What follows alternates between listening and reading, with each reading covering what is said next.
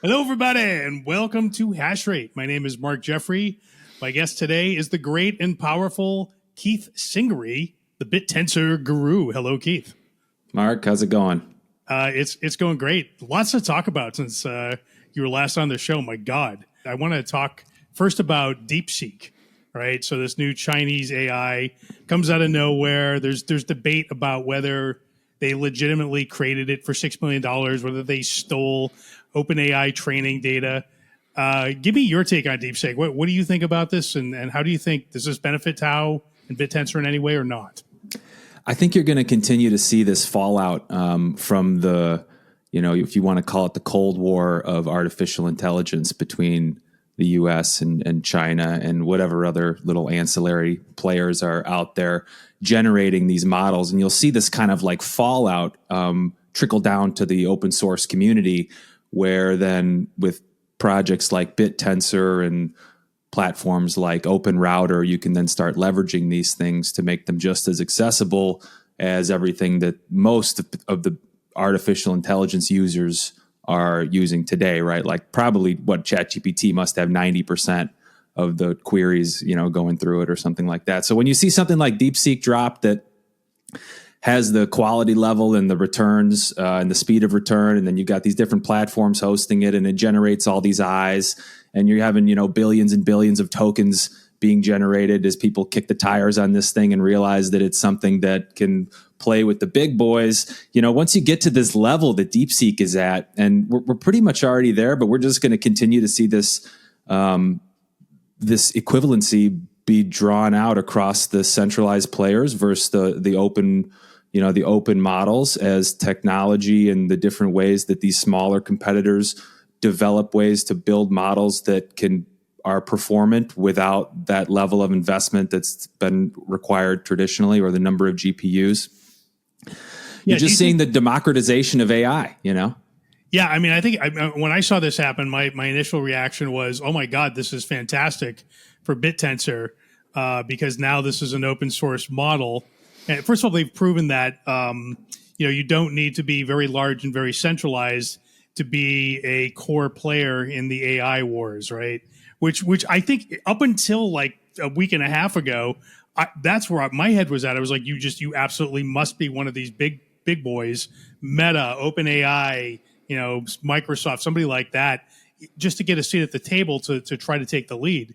And what the Chinese proved is that that's not the case. You can do quite a bit more with quite a bit less in terms of hardware. Now, there's some debate over whether that's bullshit or not, right? Like, we don't really know whether they actually spent only $6 million, whether they secretly had a bunch of NVIDIA chips in the closet. Like, we don't really know. But I watched the All In pod recently, and David Sachs, who is the AI and crypto czar, and he has talked to everyone who's sort of the leading minds in the AI space. And there's debate amongst them. He sort of said, like, he thinks it's sort of, 70% bullshit. Travis Kalanick was on the same show, who is the founder of Uber and now doing cloud kitchens. And he appeared to have read the white paper, and he was like, no, the Chinese actually did do some incredibly significant and innovative work. And you shouldn't, sort of discount that. And he was sort of poo-pooing Sachs's view of it. What do you have a view on this? Do you think that there's legitimate technical excellence here that's happened, or do you think it's a fraud somehow? Yeah, I listened to the same pod. I also I'm working my way through, probably I'm halfway through with the pod that Lex did on the same topic. And then there's another podcast called This Day in AI, which is pretty good. And they did a couple of episodes on DeepSeek as well. What I would say, is that you've got all of these little firms that are tinkering away at this process of developing artificial intelligence and generating these LLMs.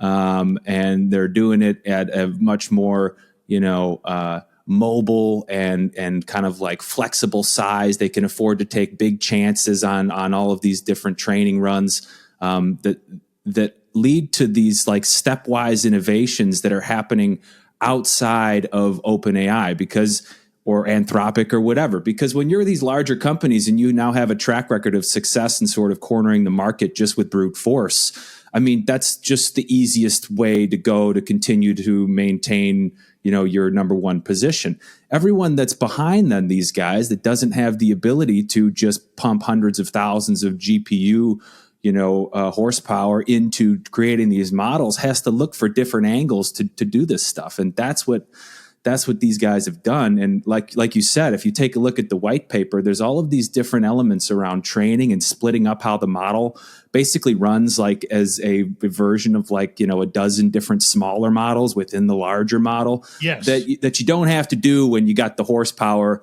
that the bigger players do. There's also the game within the game, right?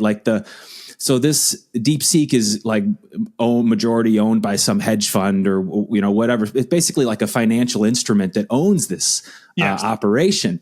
So then you can sort of bet on your team's ability to generate something in an open source way that's going to rock the boat and drop NVIDIA 17% in 24 hours or whatever it fell, right? Yeah. And then you can start making your bets financially that then can pay for all of your training on the back end or pay for all your GPUs or, give you a kind of a treasury to do the same thing again. And then you have this kind of it is a war, but it's kind of a fun war to be in actually, because we'd rather be firing, inference across the ocean than bullets, and missiles. Right. Right. Yeah, no, I completely agree. Well, I think the other thing that sort of happened just yesterday, was OpenAI woke up and said, "Oh, we're on the wrong side of history." The direct quote from Sam Altman, and the other thing that happened yesterday was the robot company Figure AI, which is one of the major humanoid robot companies. I'm an investor, full disclosure. They came out and said that they're breaking up with OpenAI, that they're severing their agreement to cooperate. And later in the day, Scobalizer came out and said, well, the reason why is because OpenAI is making their own humanoid robot. And which I've had this theory, and I'm just going to go out on a limb here and say what the theory is. The theory is that AI tends towards zero. So it becomes sort of like Linux, right? It's open source AI.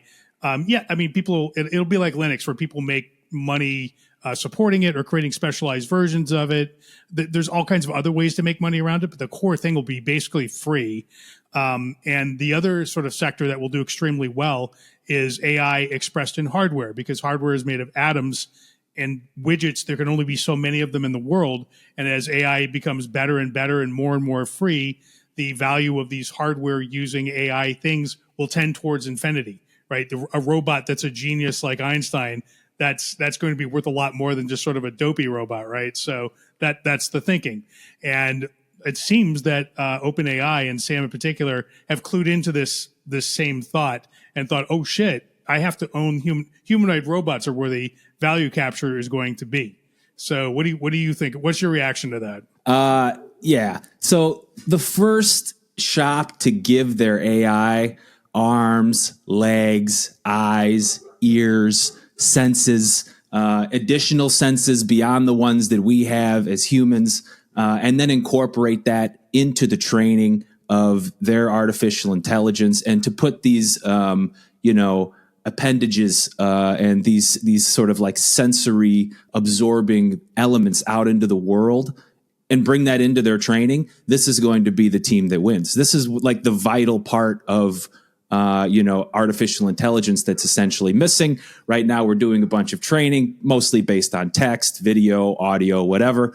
You have like Tesla that has the market cornered on video with the different, Tesla things they're able to bring, the driving, the auto driving car. They've got all the videos of the dashboard cams, so they can train their cars better.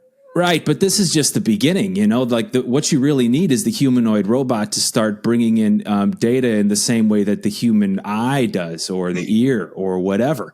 And that's why I think you're seeing this shift, is because once you're out of training data, and then, of course, there's a bunch of synthetic ways you can create the synthetic data pipeline and train on your own thing and whatever, or train on everybody else's model. But one of the things that's also happening is everybody's model is sort of converging to the same model, because we've run out of things to train on. So everybody's just grabbing everybody else's model that gets a little bit better. They start training against each other and bringing these things in. And then all of a sudden, when you're querying DeepSeek, it starts talking to you like OpenAI does or like Sonnet does from Anthropic, right? But what you need to find if you're developing these models is some way to differentiate yourself in the training elements that you're bringing in.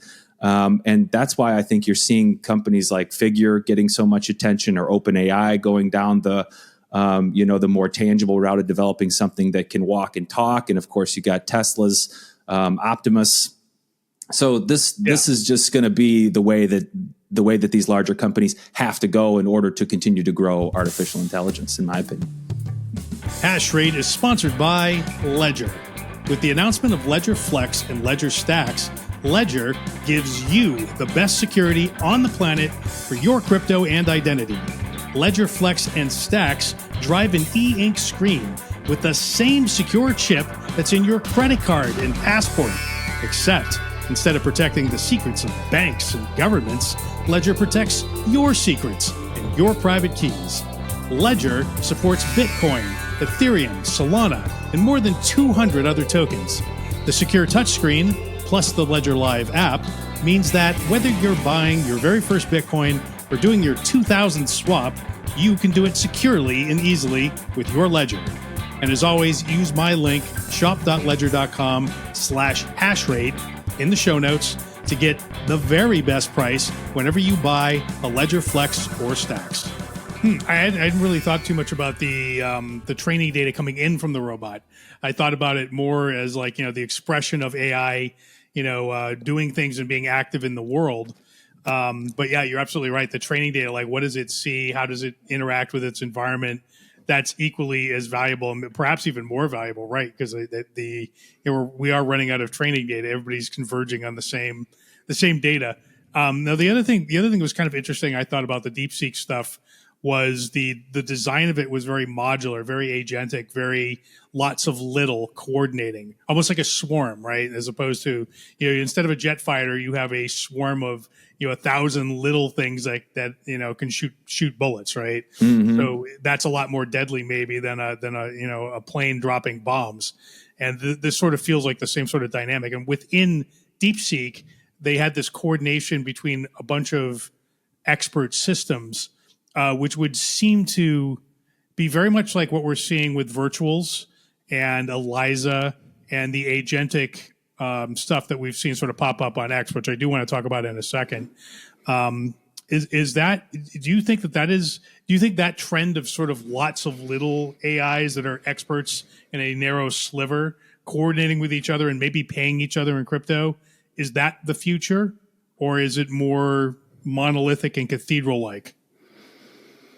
I think you're seeing the nanofication of everything pretty much, and AI is just on board with every other element, whether it's drones or whether it's medical devices or whatever it is. Everything's going to get smaller, faster, more agile, have way more applications than just being built for one big thing. This is like why we're not building aircraft carriers anymore.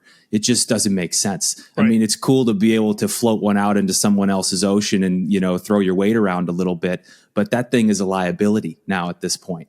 And it's going to be the same thing when it comes to artificial intelligence. You don't want to build the aircraft carrier because if you're like OpenAI or something, you put $100 billion into your next training run or whatever the cost is going to be of GPT 6, 7, 8. It's like the sunk cost going into this stuff while you got people like DeepSeek developing all of these different novel training methodologies and ways of operating the model around you. You can't compete with 10,000 people, 100,000 different little open source shops in the garages and basements and small office buildings of the world that are undercapitalized and therefore essentially designing by necessity and innovating by necessity.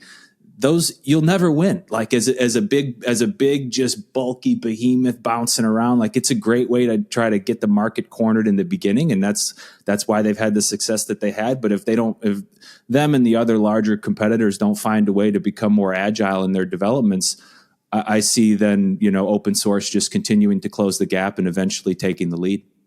Do you think the architecture of it, though, resembles more of a monolithic cathedral or more of a millions or thousands of tiny AIs in a swarm, all coordinating, maybe paying one another?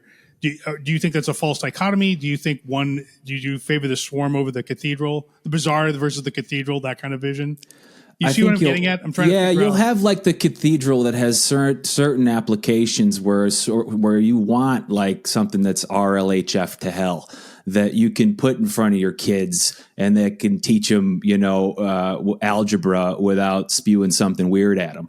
So you're going to have these larger like entities that have contracts with whatever it is, government, education, or traditional larger corporate entities that require this sort of level of consistency, concreteness, trust, whatever.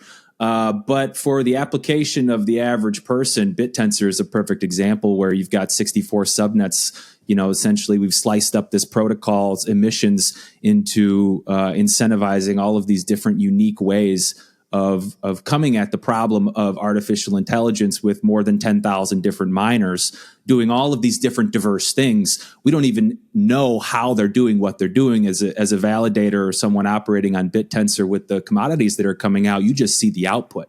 And that's going to be the thing that matters in the end. So I think what you'll see is that these things get smaller and smaller, like you said, more agile, easily updated. They'll be much more, specific and focused, but then at the same time able to be upgraded and advanced at a speed that's much faster than what you might get from a larger player. Okay, let's talk about Bittensor and what's going on there now, because we're about to we're coming up on a big upgrade to the system. DTAO, Dynamic TAO, right? So that's a complete reimagining of how everything functions. So why don't you just sort of give us a quick description of what DTAO is and how we imagine that's going to function? And I believe it hits. Do we have a date for it yet? I think we do, right? The 10th, I believe. 10th, yeah. So if nothing goes wrong February between 10th. now and 5 days from now, Dynamic TAO will launch. We've got a Senate vote, actually, which is one of the first. I think it's actually officially the second time that we've used, the kind of DAO structure of Bittensor. TAO Senate, not like U.S. Senate. Just right, exactly. Yeah, the Senate in Bittensor consists of the top 12 validators that vote yay or nay on this implementation, which it'll pass.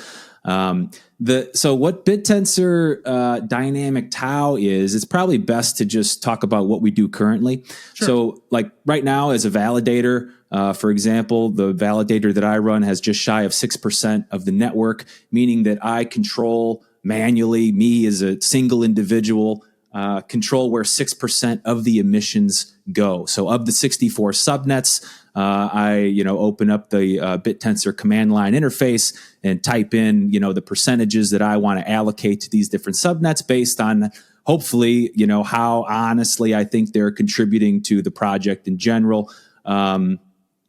That's essentially what we do today. That determines who's number 1, who's number 64. It creates the churn in the ecosystem because as subnets are registering to get into Bittensor, which is quite expensive right now, it's around $1 million. Mm-hmm. It fluctuates anywhere between 400,000 or 500,000 and maybe even 2-3 million, depending on the week.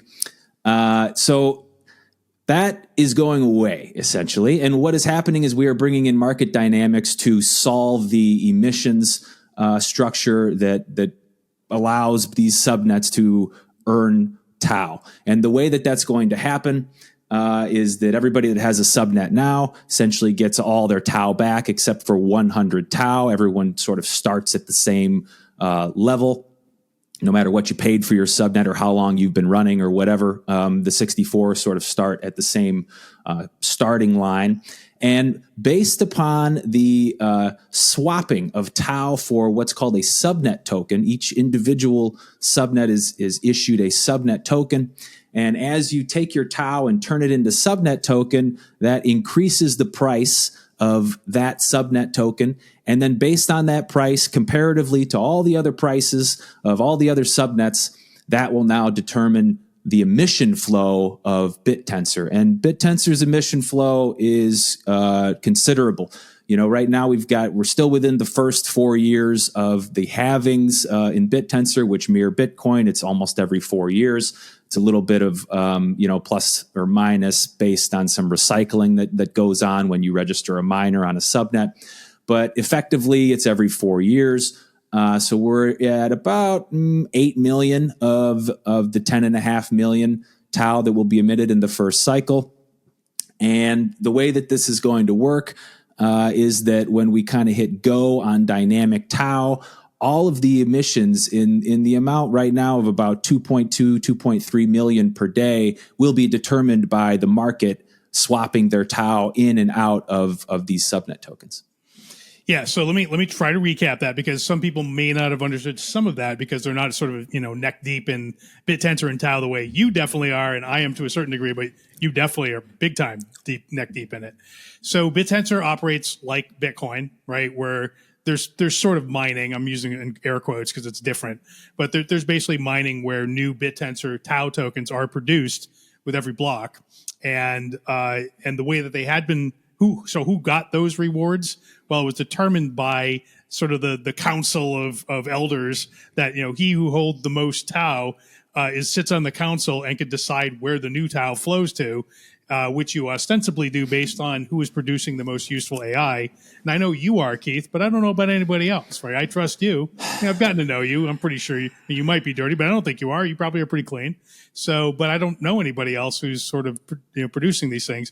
We all agree that it's bad, though, right? Because it shouldn't be a Politburo deciding this. So it should be a marketplace which decides where the new TAO flows, right? So that is the introduction of DTAO. So now each subnet has, I don't want to call it a meme coin because it is sort of a meme coin, but it's sort of not. But for lack of a better way to describe it, each subnet has a coin, and it's a DTAO token. And as the price goes up, and you can buy it with TAO tokens. So it's sort of like in the Ethereum universe during the ICO boom, you needed ETH to buy all the the ICO tokens. It's sort of like that, but a lot more sober and controlled. And you buy DTAO tokens for a particular subnet, and as that DTAO token goes up in value, so do the emissions. The emissions that flow, the new TAO tokens as they're created, they tend to flow towards whoever has the most value. Now, what determines the value of that coin? The market does. Why does it do what it does? Because they like the AI, right? So it's just sort of whatever the market wants to do. Did I get that right? Yeah, that's pretty much right. The way that it's going to work as well is it mirrors today in that you still stake your TAO or your subnet token to a validator. So the validators still retain, some of the influence. They still earn 41% of the emissions. So 41% to miners, 41% to validators, 18% to the subnet owners themselves. But the validators, of course, lose this ability to influence the emissions directly through this manual process of setting those, and that now becomes, at the behest of the market. Yeah. Okay. So we'll be able to. So where will we go? Will there be like a Uniswap on Bittensor that we'll be able to go to buy? You'll have a couple different options. You'll have the for anyone that knows how to use the command line BTCLI interface. That's what you'd run like in your terminal on your Mac or whatever. That's one option. You'll have the official web wallet and app that are available on Chrome and iOS. That you'll be able to swap there. You'll be able to go to TAO Stats or TAO Market Cap or any other number of these Bittensor websites that offer web wallet integration, and you'll be able to swap there. And so you can do it a number of ways. And now there is a full Ethereum virtual machine or EVM that has been enabled on the Bittensor blockchain, and that's up and running right now, and it's not permissioned. That's correct? That's up and running. There aren't a whole lot of implementations of that right now, probably because everyone's a little bit distracted with Dynamic TAO. Sure. Well, there's no coins right now. Here. There's only TAO, right? Right, exactly. What are you going to do? Yeah. But I'm sure people are going to be using that for all kinds of fun stuff to automate some of these swaps and, create some little mutual fund type things for people to invest in. But the way that the way that the staking works as well moving forward is that you still retain this ability to stake risk free. So there's two different ways as someone who holds TAO today can continue to just stake TAO and participate in the ecosystem. By default, if you don't touch anything when this thing goes live in 5 days, what you're going to do is continue to earn TAO. So in the background, what you'll actually be doing is earning subnet tokens, but they are swapped before they even enter your wallet automatically for TAO. And this creates sort of like a constraint around runaway subnets, so that if anyone's kind of like, trying to manipulate the game and close down their subnet and pump a bunch of TAO into it, then you have this mechanism where the existing TAO stakers who choose the risk-free, safe route of continuing to stake with the validator, staking TAO instead of subnet tokens, and then receiving TAO instead of subnet tokens, sort of mitigate any kind of disaster as far as manipulation is on the 64 subnets. What you can also choose to do, though, as someone who's staking TAO, and like the second risk-free option, and this is the non-default option, so you would have to change something in order to do this, is you can receive subnet tokens instead of TAO. So you can, like in a risk-free way, build your basket of exposure into these subnet tokens and start earning some of the outsized emissions that you would get if you were fully participating in the subnet token, while still keeping your TAO bag intact and only risking essentially your earnings. Does that make sense? I think so. Yeah. No, some of it was a little confusing. I'll probably have to replay this a couple times to kind of get it. But so just so people know, like right now, I've got a bunch of TAO. I'm an investor in Bittensor. I'm a believer. I've never sold any TAO at all since I bought. And I stake my TAO tokens. I actually stake them with you. So you are the validator. Yeah, that's a great choice.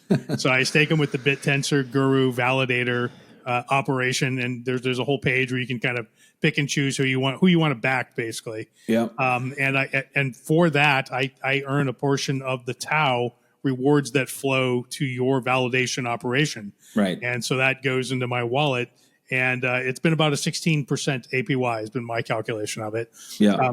Pretty good. I mean, it's actually quite good. So that's going to change. I'm not going to be able to do that anymore under DTAO. I'm going to have to pick which is, I think, if I understand what you said correctly. You will be able to do that. Oh, okay. You can do just that. You'll have some reduced emissions over time, but you can continue to pursue the same strategy you do today. Okay, so you're like, don't pull your TAO out of my operation. I like you backing me. So it's not going to be 16% though, right? Like it's not going to be quite that good. Yeah, there's a number that's being kind of bounced around. There's all these design decisions that need to be cemented here in this vote that's coming up. But one of them is like, there is going to be a transfer of power essentially between the way that we stake TAO now to our validators and the way that we are going to stake alpha tokens in the future or subnet tokens in the future to essentially power this market mechanism. And the way that works is that you have to decide sort of when these things are going to cross, where you're going to transfer the power from the existing way of staking TAO into giving it to the subnet token. So like you can imagine when we launch this thing in a few days, if you just went full, like let the subnet tokens themselves determine basically like how heavy you're going to weight the subnet tokens versus the TAO that's staked to the validators, you have to have a smooth transference of power, because if you just let the subnet token determine that emission, things could run away very quickly based upon investments into the subnet. So the way that it works to kind of like have a I guess, smooth transfer of power is that you have this curve that happens, and over like 60, 90 days, basically, you'll cross the 50-50 mark where you'll basically have like an equal weight between the TAO that's currently staked to validators, risk-free in the way that everybody does today, and everybody that's taking the risk to swap to the subnet token in those first, 30, 60, 90 days will eventually like cross, and those subnet token holders will then basically earn more emissions than the people that are taking the safe route. and also by definition control more of the consensus around the validation operation that determines which miners are earning the most tokens. Okay. So it'll be a little bit of a transition period, as it were. So yeah, and that's really when you'll have to decide as a person that participates in Bittensor, you don't really have to do much for the first couple months. But if you want to maintain that 16% or even greater at that 90-day mark or 60-day mark, yeah, you gotta put your money where your mouth is. You got to swap your tokens. But the cool thing is about this is, right now when you buy TAO, you're buying into 64 subnets. Maybe you only know what 5 or 6 of them do. And in the future, you don't have to do that, right? You can take your TAO, put it 100% into the one subnet that you believe in, that you can use, that has a sweet front end that allows you to run DeepSeek or whatever else you want to do. You can just essentially bet on one project and then do your investment that way into things that you understand rather than this kind of basket that we have today. Yeah, it's sort of like it'd be like buying Ethereum back when ETH was a new thing, and seeing this new protocol pop up called Aave, and being like, oh, I think lending is going to be a big deal, so I'm going to buy. Screw it, I'm going to put all my Ethereum tokens. I'm just going to trade them all for Aave tokens, which would have been a smart thing to do back in the day. So you would have actually done extremely well. Now, if you put them into something else, you would not have done so well, right? Which was like sort of 90% of the ICOs. But like all startups and all things like this, the dynamic is such that you get big giant winners, and 90 to 95% of it all goes to zero. But then you have like a Google or an Amazon or an Aave or a Uniswap or something like that. So we'll see that dynamic here probably as well. Yeah, I think we'll see definitely things like that play out, especially as the more trusted sort of builders in the ecosystem in the early days get a much heavier percentage of investment from the TAO holders who kind of trust what they're doing. And then if you're a newer subnet, you've got your work cut out for you to build that trust in the community to get them to swap for your token. But once they kind of start doing that and you start building that momentum, I can see some of these smaller subnets breaking out from what's been a pretty tough in the last year or two, and getting validators like myself or others to put those emissions into their idea or their subnet. Yeah, look, I'm going to go back to the subject I harp on every fucking show I do on Bittensor, but it's relevant in a new way now. And that is the lack of a front door, right? Like one of the things I've really liked about virtuals, like there's a lot of things I don't like, but one of the things I really liked a lot about it when it first popped up out of the pavement, kind of a month and a half ago now, feels like 50 years ago, but it was only like a month and a half ago. Yeah, it's right? AI time. Yeah. Right? So when it first appeared, basically you had this sort of closed universe. I guess on Base, there was the virtuals token that you have to use within their universe to do everything, sort of like their lingua franca or their coin of the realm. And but you went to the virtuals webpage and you saw all the coins. You saw all the agents, I should say, right? And all the agents had coins, and all the agents had Twitter accounts, and so you could interact with them. You could see a list of them. You saw how much they were worth. You saw what the coin was. You could go trade the coin right on the page. Like, it had a great front door. Like, it was like AOL, for this sector. And we can argue about whether the agents are stupid or not, and they kind of largely are. But I could see them. I could interact with them. And for a lot of people, that was magical and new. I could talk to the thing I was buying, right? So there were meme coins with mouths, effectively. And, they kind of had this big run up and then a big run down, right? But some of the top stuff, AIX, BT, some of the top agents are still worth quite a bit. So getting back to Bittensor, is Bittensor going to have a similar sort of front door where I can sort of see all these things, get a description, click on it to sort of go try it out, right? Like Dippy, I could actually go and try out, right? Yeah. Some of the other things like protein folding, I don't know how I try that out, but at least show me a video of it working or something. Sure. Is there going to be something like that? Yeah, there's a couple different websites that are trying to do that now, like taopill.ai. There was another one I jumped on today, a new one. There's like a half dozen or so, and each of them try to give you an easy way to understand what the subnet does, and then a link to the front end so you can check it out and kick the tires or whatever. But the reason why virtuals came out of the gate swinging is because they were playing to the market from the very beginning.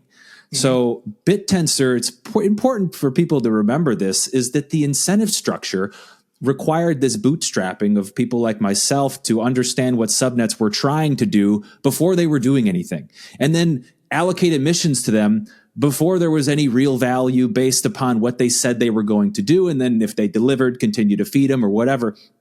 But even to this day, until 5 days from now when Dynamic TAO launches, subnets are incentivized to play to the validators only, because if their subnet does nothing and we put 5-10% emissions in there, it doesn't matter. To them, it doesn't matter. They earn way more. The miners earn way more. If their thing doesn't do anything, but they get a bunch of validators to pump up their subnet, that essentially retards the whole function of taking their digital commodity and offering it to the marketplace through whatever mechanism that they decide to do that with. And right now, that mechanism is reaching out to validators and sometimes doing some backroom deals or whatever. So once that is just like cut off at the knees in 5 days, because that stuff doesn't matter anymore, you got to get people to actually invest in your subnet. You're going to see a total change in the way that subnets are presented. I mean, you're not going to get this right now. Most of the marketing that's done is done by people other than the subnet owners. If you go look at the subnet owners themselves on Twitter or really anywhere else, you're not seeing a whole lot of visibility, followers, whatever, frequency of posts. Once they kind of establish themselves as an entity that has a buy-in from the validator pool, it's very easy to just kind of kick back, continue to develop to keep the whatever percentage of emissions that you have going. And once you have 2 or 3%, it's a pretty sweet gig. So that's why it hasn't happened yet. But just like virtuals, it'll happen. It has to happen. Yeah. So basically you've created the Petri dish in which in the old Petri dish, you didn't have to do marketing because you could just sort of kick back and rely on subsidies, if you will, from the validators. Right. If you could convince enough of them to subsidize you, almost like getting venture capital funding, right? So it's like you get venture capital funding and you kick back and do research for 3 years, never release a product, never enter the market. Now, sort of that little gestation period, maybe you needed that, or at least the ecosystem needed that in the beginning. But now we all growed up. It's time to go out into the world and to work for a living and to earn your keep and to market your product. And you will live or die based on how good your product is or is not. And that is the new world. And so they'll be required to market themselves in a whole new way now. And so we think that'll just naturally occur. Yeah, and you're seeing subnets do that. I could go through some of the examples, but like Subnet 13 from Macrocosmos or Subnet 64 shoots, these guys are really, offering ready-made, easy button, like high-value stuff to Bittensor holders, TAO holders out of the gate that they've been working on now for months in preparation for offering value to get this DTAO thing up and running on their subnets and the buy-in from the people that are going to have to, contribute to the emission structure that feeds them. They're going to have to sing for their dinner now for the first time, some of them. Yeah.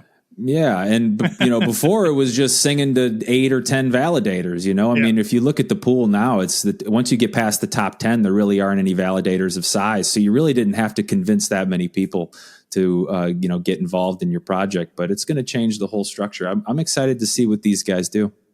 Okay, so am I. I mean, I'm actually super looking forward to this. I'm a little afraid about the. There's one thing that's sort of in the back of my head. So I look at the fact that you guys have launched an EVM. On the Bittensor chain. What I don't know is how sort of beefy the chain is in terms of being able to handle a sudden influx of speculation and traffic. Like what happens if somebody launches a meme coin, right, on the Bittensor EVM? There's no reason, like it's an unpermissioned EVM. You could totally do that, right? And a CryptoKitties thing could happen, which bogs down the chain.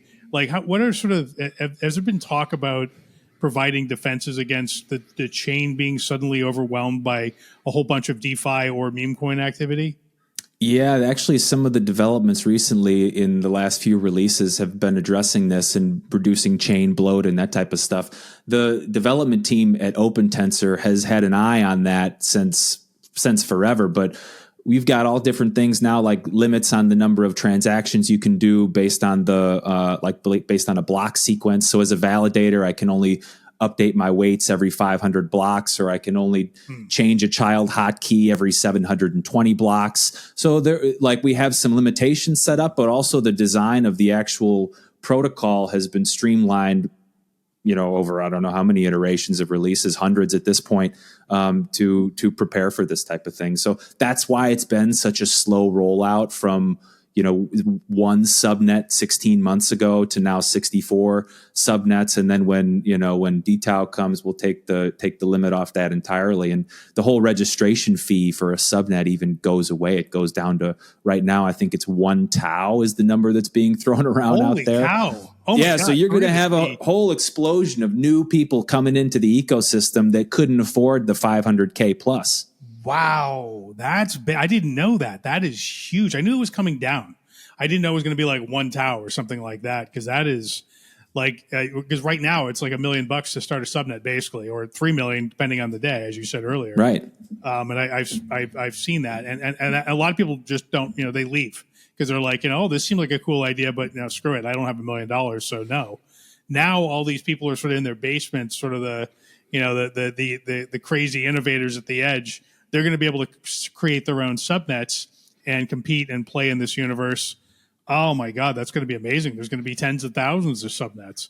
What's the schedule for that? Do you know? And it's a closed ecosystem with like huge millions of dollars per day in emissions coming out. So this is going to be a huge attractor for all kinds of underfunded but very smart individuals in the open source community that previously had only been able to get involved as miners, because that's how these guys get involved in the ecosystem. That's why you have, guys that work at Anthropic or whatever, pulling a night shift on Bittensor and running half a dozen miners, is because they can earn more than they can at their salaried job by participating. But now they can take what they've been building intellectual property wise and just take it to the Bittensor community without having to pay for it, essentially. So I think you'll see all kinds of crazy subnets pop up. Yeah, I heard that. I just what you just said. There are people from Anthropic who are burning the midnight oil on Bittensor. It's not like it competes with the Cathedral AI. It's the same people. It's right. Yeah, exactly. It's the same brains. Yeah. And every once in a while you get these panels. Like I remember there was one at ETH Denver last year and a couple others where you've got people from other different artificial intelligence protocols. And when Bittensor comes up, everyone's like, oh yeah, I got a miner going on subnet, blah, blah, because there's so many different subnets. And honestly, there's so many different ways for someone who knows artificial intelligence, whether you're awesome at fine tuning or whatever your like skill set is, you can find a subnet where you can take that skill and earn TAO as a miner. So that's why you get the brains coming into Bittensor, is because the subnet architecture and the incentive mechanisms and the intelligence commodities being generated are so diverse that there's space for everybody to get in, Yeah, that is super cool. So when does this sort of 1 TAO, when does the cheap subnet thing, is that scheduled to launch? Is there a date to that yet or not? That might be a design decision. Maybe it'll be capped at 128 or something. And when we launch, I know that it goes away weeks or maybe. So we don't know exactly when that's coming, because we have a pretty good idea of when DTAO is coming, but the cheap, the ability to just sort of set up my own subnet for cheap, whatever it means. That does not yet have a date. That's sort of weeks. Still, like I said, I think it'll probably go to 128 or something when we launch. Maybe it'll be capped. Maybe it won't be. That's something I could look up, but I don't have it at hand here. Yeah. No worries. I was just curious. So, my God, that is going to cause an explosion. So, okay. Well, you're going to have all kinds of things happen, like subnets just copying one another, making a few improvements, because everything's open source anyway, right? So it's going to create all of these different dynamics. You're going to have like almost the ability to do there's a little bit of fear around this, around kind of like the pump fun of AI, because the barrier to entry is now going to essentially $400. And it's just going to be awesome to see what happens, because the chum is in the water, and we've got, even though we've been bouncing between, $300 and $700 or whatever for the last year, we're pretty stable price wise as far as cryptocurrencies go. So it's a very attractive environment for not only short-term gain, but long-term builders. Yeah, I would tend to agree with you as a long term holder of Tau. It does feel like this. It does feel like finding Bitcoin very early. Like it's got the same. Like the pricing is sort of the same. The stability is kind of the same. The vibe is very similar. The fact that all these people on AI panels are mining at home, but very, very much like Bitcoin, right? If you were a smart person back then and an engineer, odds are decent that you would have figured this out and just started mining Bitcoin for fun, just because maybe it'll go somewhere and oh my God, when it does, you'll be super rich, right? So this feels like the same sort of vibe. I could tell you there's probably a very high correlation between Tau holders and only holding one other coin, Bitcoin. Yeah. The guys that I know that hold Tau don't really mess around with other projects, other than they might have some Bitcoin. Yeah. Yep. So there is one sort of exception to this rule, and that is when ElizaOS or AI 16Z, depending on there's sort of two names there, came out of the gate. And Eliza is an agentic framework that for a while, I don't know if it still is, but for a while was the number one repo on GitHub.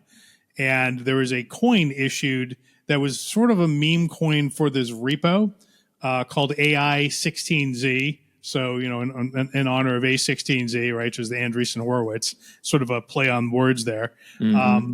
And Shaw, the main sort of person behind all of this, kicked off the Eliza agentic framework. And the thing that's kind of cool about it is it's open source and it has a plugin architecture. So people are building all kinds of integrations between the agentic AI and all these different things, be they crypto wallets, be they Twitter, be there, whatever, right? It's like a million different things. I've even heard of things like it's inside of Roblox. They're basically chatbots as far as I can tell. Some of them have wallets and can do things, but they're not really, they're doing stuff, but it's very sort of limited. And there's some debate on what they're really doing versus is there a human actually doing it under the covers, pretending to be an AI, so sort of mechanical turking it a little bit. But it's been very successful. And for a while there, AI 16Z was worth more than all of Bittensor. Right, it came out of the gate. It went up to like 5 billion market cap, and while Bittensor was like at 3 billion, and that was the first time that happened, right? And so Bitcoin, nothing has ever been worth more than Bitcoin, right? Like it's not like Litecoin ever sort of popped up for like 5 days, but that has happened already to Bittensor. So, what do you make of Eliza? Have you looked into it at all? What do you understand about it, and how do you think it compares to agentic stuff happening in the Bittensor universe? Agents are always going to have a place from now until the end of time with artificial intelligence, but not every value or not every, digital commodity can be solved with a wallet and a chatbot. So, you're going to, and the plugins and whatever, fine. You are going to have agents that can do all kinds of things on the internet, but it won't be necessarily focused through the incentive mechanisms like that are available on Bittensor to solve real world, specific problems. I'll give you an example of one subnet that launched recently, which does price predictions on home sales. Essentially, it's like 80% more accurate than Zillow, and it's only been running for a couple months. But like, how are you going to get an agent to do that? It's like the way that works is you have hundreds of different miners competing against each other to predict the price of these home sales. Real home sales happen. And then you get this incentive structure that feeds these guys in order to do it more accurately over time. But to get an agent to do that would be kind of hard. I can't imagine how you would do it. Maybe you can get a bunch of agents trying to do it against one another, but then where does the money come from? So I definitely think that you'll have the whole Eliza architecture being something that lives on for a very long period of time. Potentially, like I said, agents will be happening forever. They'll also be happening on Bittensor. But I really don't think that the application of agents applies to the wide breadth of things that artificial intelligence can do. As far as the valuation then of Bittensor, like we came out of the gate, guns blazing when we were at, I don't know, 5, 6 bill, 7 bill, whatever it was, when we were at like $750 a coin. And we only had, I don't know, 7, 8 subnets at that point or something. Mm-hmm. Okay, Bittensor was not that was entirely based on where we thought we were going to go. and it took longer to get where we are than maybe the market expected. With 8 subnets, like we just honestly weren't worth what we were back then at that time, outside of the speculation aspect of it. But now, like, look at us generating 80% across 2 or 3 different subnets of the tokens on OpenTensor or on OpenRouter for DeepSeek. Like, we're so agile at the things that pop up now. What does that mean? Tell me about. Sorry. So when you go on to OpenRouter, which what is that? I don't know what that is. OpenRouter is basically a service where you can do like chatbot things like you would with OpenAI, except with a variety of different models that are open source. Okay. OpenRouter has now been integrated with Bittensor, Targon, Subnet 4, Subnet 19, and Shoots Subnet 64. I think it's all 3 at this point. There might even be a 4th. And so, what was it? 2 days ago, 80% of the tokens generated for DeepSeek on OpenRouter, which was like 2 billion tokens. So 80% of those were coming from Bittensor as OpenRouter's backend. Got it. Okay. And we did it with it, and we had DeepSeek up and running even before OpenRouter did. So and like this is the kind of agility that you'll see with Bittensor that you won't see anywhere else, because the incentives are basically driving the miners and the subnet owners to get this stuff churning before anyone else can even like realize what's going on. You know, when models are launched on Hugging Face, those things are incorporated by miners into the different subnets where they're applicable within hours.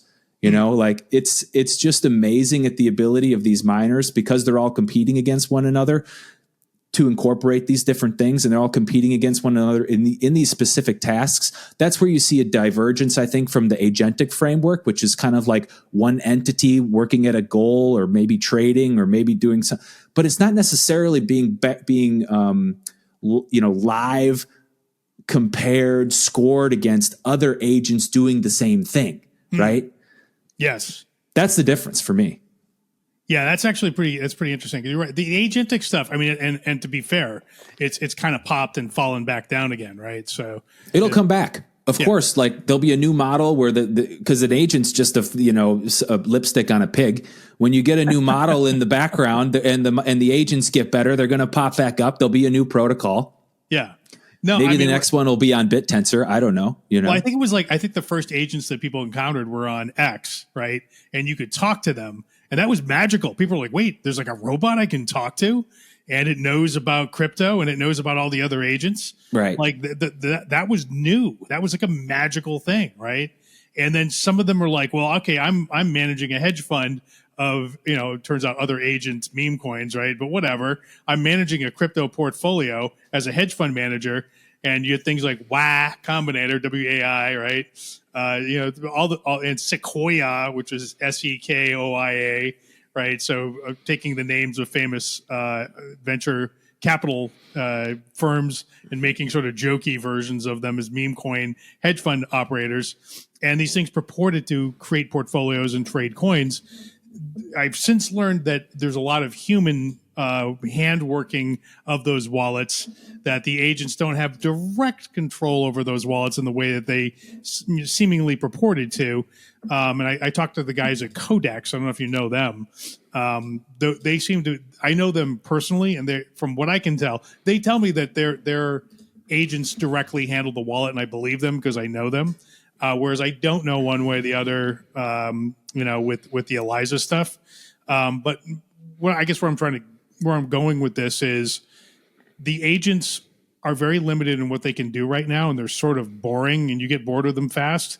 That, as people think of new and interesting things to do, I think that's gonna stop happening. But I think Bittensor may be better positioned to create higher value agents faster in the future. But you guys got to market them. That's the only thing.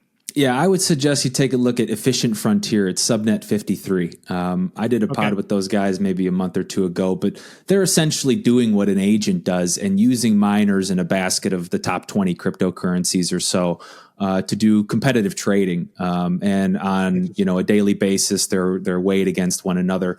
And then you can plug into the API, do some copy trading, whatever you want to do. But the point is that they've designed an entire incentive framework around measuring, call them agents, call them miners, you can call them whatever you want, right. But they're all competing to earn TAO each day and then all of their performance is measured against one another constantly, and then the cream rises to the top, and we've got a whole system structured around that versus just one agent telling you that it made 10K yesterday by shorting whatever. It's a totally different level of professionalism. Of course, it's just fun to be able to chat with something that has a wallet and can show you quote gains, but do you have the framework around it for it to be true? I don't know. I don't trust that stuff. Yeah. Well, I will say I did speak with the Dippy AI guys last show actually, and I had not heard of them. But they apparently have massive usage. I think they said something like 600,000 users, but they're not on X. They are, they're on the phone, right? So basically they have these characters, they're agents. They're basically just like the chatbots that, we were just describing on X, but they're on the phone and you chat with them on their phone, and people, these companion apps are apparently just huge. And there's a massive demand for them, which my brain can't comprehend, probably because I'm too old. But apparently among the youngs today, they love having these sort of vampire characters or whatever that they talk to, right? So yeah.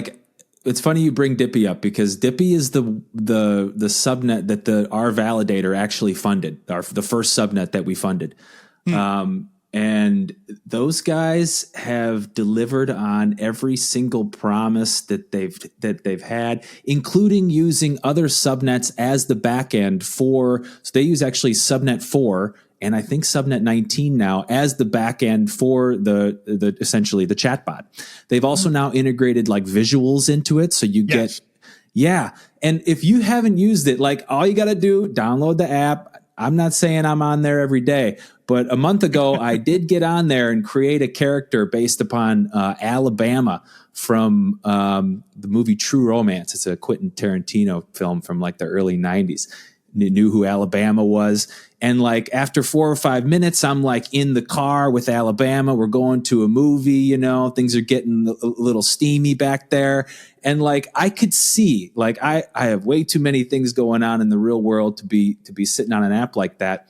However, for those young people that don't, or maybe some people that are kind of part of these loneliness epidemic, I can totally see where something like that could suck you in for an hour or two. And if you look, they've got hundreds of thousands of users, but the users also spend more than an hour on the app on average.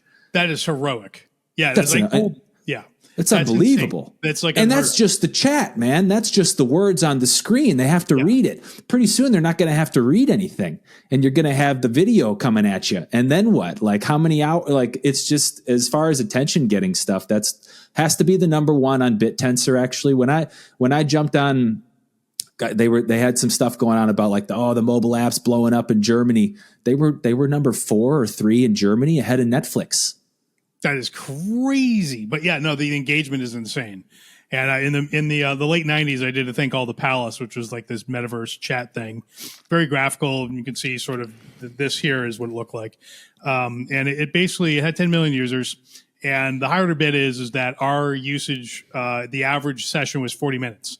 And that was considered insane. Marketers are just they were salivating over that number. For sure. Right? So I know what that number, I know what an hour means. That's even more insane than what we were getting, right? So yeah, it's unbelievable. Really off the charts. So okay, so let's talk, before we go, one last thing. I just want to talk a little bit about Barry Silbert. So Silbert has now gone full time creating, I guess it was Yuma Labs is the name of his outfit, just solely funding Bittensor subnets. And I just was kind of stunned by this, because Barry is the kind of guy that he previously had been focused on kind of everything, right? He wasn't picking one thing, right? So for him to get sort of hardcore religious about Bittensor and consistently tweeting about it and sort of now dedicating his life to it, what did you expect that? Did you see, what is your reaction to that? And do you have any interactions with him at all? Not individually, but we're in kind of the same small group chat, and this is one of the very lucky things that we have as Bittensor, is to have caught the eye of somebody like Barry and who has the resources to create something like Yuma, to put all these subnets into the position to be successful on Bittensor that may have not found their way onto being able to do that on the protocol without those resources. So like he's got like he's one of the largest individual Bitcoin holdings of anyone. Yes. It's like I saw something the other day. He's on the top 10. I've seen the chart. Yeah. Yeah. Like, okay, this is the Bitcoin maxi, or one of them. What does he see? Like, you need to ask yourself, what does he see that you don't see? And why is he continuing to pump like all of his time into something that you may not understand? Like, this is like one of the red flags that if I'm like looking to invest in something, I would just be like, who's already successful? Oh, this guy. Oh, like you have to really get into Bittensor and see some of the things that are going on underneath the hood, like these guys obviously have. And he's not the only one. You got like a couple of these, I would say, like personalities that are vying for, the Michael Saylor of Bittensor. I would say JJ from like OSS Capital is JJ on that list. Of course, Barry's on that list. There's another one or two individuals that I'm not going to name that are coming into the ecosystem that are definitely on that list. Oh, interesting. And so you have these big names that see this thing, and some of them got in very, very early, like Barry did. Some of them got in, a little bit later, but the resources and the zeros attached to their sort of funding mechanisms for the things that they're interested in should be raising the alarm for investment for this kind of the average crypto guy who is just kind of like Bittensor. It was top 15, top 20, and now it's top 50. That coin's dying, or whatever they're thinking. Right, I don't know. Right. Yeah. Yeah. No, I feel what you're saying there, and I think that Barry was definitely one of the. I was already in, but Barry, if I hadn't been in, Barry getting in to this degree would have definitely turned my head. And then one of the other signals was just yesterday, Coinbase announced that they're going to be listing TAO. Thank you. We've been banging on that door for like years now, man. And you know what I think finally, splintered the thing and allowed us in was that Coinbase did a competition, like an open competition with a dozen or more different projects and competitors for kind of like cutting edge AI crypto implementation stuff. And one of the winners coming out of that competition was a Bittensor subnet 34 Bitmind. And what they do is essentially like deep fake detection. Yeah, is it AI or not, basically, right? Yeah, right. Yeah. And you can go use it right now. Awesome front end, works great. And, attracted some attention. That was a Coinbase sponsored event. So maybe it was those guys that kind of tipped the scales. But in the background, there's been a lot of people sort of pushing that development as well.